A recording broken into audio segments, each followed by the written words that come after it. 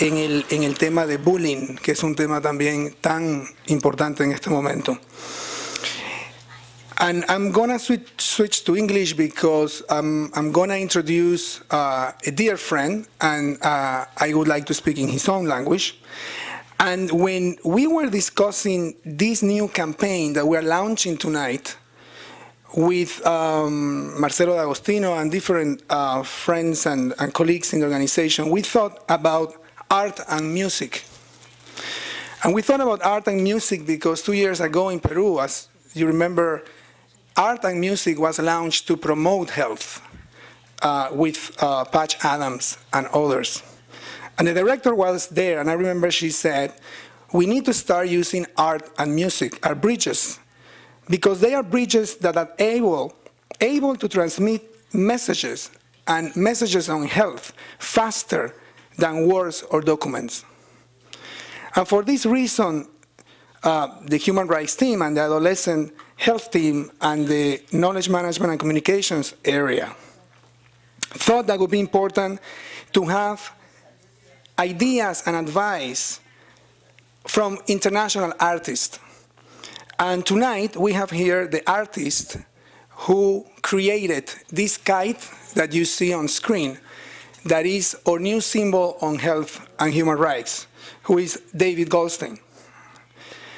David Goldstein, who is the creator of the new symbol called the Freedom Kite, is an artist, writer, and researcher.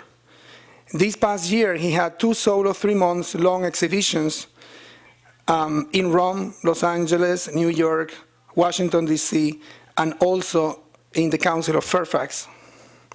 In his own words, and I think that it's interesting to see how profound a symbol, a painting, can be to transmit health and human rights messages.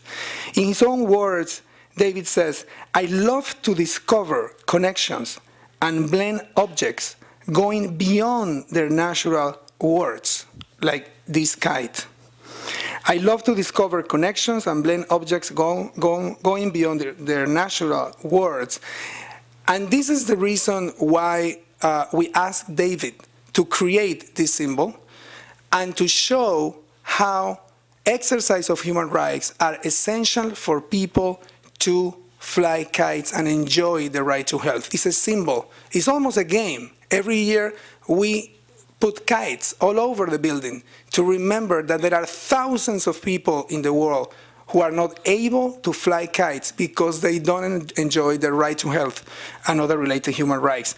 So I would like to call my dear friend David Goldstein to share with us how he came with this idea and with this beautiful symbol that we will continue to use for many years in PAHO.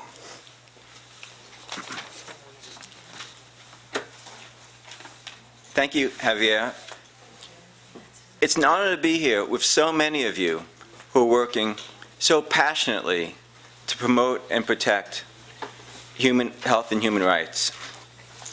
Art can inspire us to express ideas beyond that we can't express with words. Painting is something that I love to do, and when we do something that we love, we often succeed. But we also need the freedom to be ourselves, and the freedom to be ourselves is a basic human right. The idea to use the kite as a symbol isn't my idea, it's your great idea, and it's wonderful to see the kite flying all throughout the building. It's very exciting and inspiring. I actually hadn't flown a kite since my childhood, so in order to do the painting, I had to re-experience what it was like. And I don't know if any of you have tried to do that recently. It's not as easy to get the kite in the air as many of us remember. But after trying and trying, the kite took off into the air, and at that time it transported me back to my own childhood. And often we have to keep trying and trying, but when we have the freedom to be ourselves, we could be successful, and we could soar like kites. Along with flying the kite, the experience of flying the kite, I read your documents on health and human rights, and I fused the two together to form the kite as a symbol.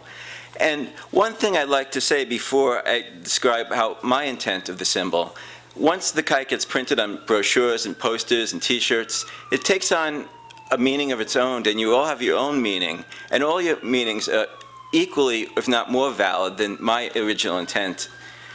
But with that being said, I'd like to explain what I had in mind when I did the painting. The kite flies in the light wind across the blue sky to symbolize freedom, confidence, and the spirit of curiosity.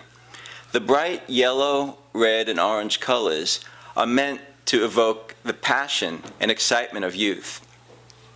You notice the colors, the pinks and blues in the lower part of the sky and also in the kite, merge together to form an unnamed, unidentifiable color. And this is to symbolize the uncertainty that we often have with our identity, but also that it's all part of nature. And the colors in the water and the sky mirror those in the kite, showing that we're all in harmony. The kite has a string which it grounds it and it gives some guidance, but it's broken in spots. And this allows our freedom to be unconstrained. And the endless sky and sparkling water echo the unlimited possibilities of your own potential.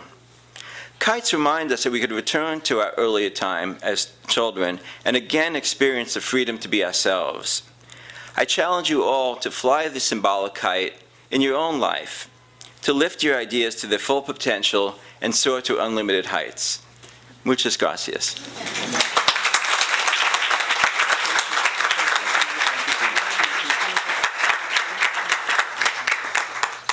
Thank you, David. It was fascinating to share with you reports and documents. He read all the documents that we had on Norway in order to understand what youth were going through in all these countries. So it was very exciting for all the team. Yo voy a volver al español, es la parte final del programa. Que celebramos este día tan especial. Directora, querida.